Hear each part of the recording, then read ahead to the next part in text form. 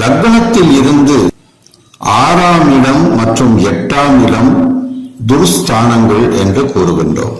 அந்த 6ஆம் இடம் மற்றும் 8ஆம் இடத்தில் சந்திரன் இருக்க அந்த கிரகத்தை பாவ கிரகங்களான அதே 6, 8, 12ஆம் இடத்துக்குண்டான பாவ கிரகங்கள் அந்த சந்திரனை பார்த்தால் அந்த பிறந்த குழந்தைக்கு, அந்த சிசுவுக்கு கண்டம் ஏற்படும் என்று கூறப்பட்டுள்ளது.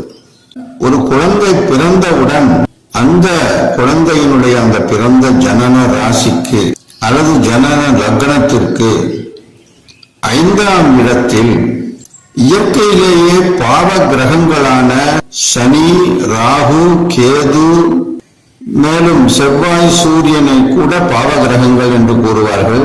இவைகள் இருந்தால் அந்த குழந்தைக்கு அல்லது அந்த குழந்தையினுடைய தாய் மாமனுக்கு கண்டம் ஏற்பட வாய்ப்புள்ளது. லக்னத்தில் செவ்வாய் இருந்து அந்த செவ்வாய் குரு பார்வை இல்லாமல் இருந்தால் கூட அந்த சிசுவுக்கு கண்டம் அல்லது அரிஷ்டம் ஏற்படும்.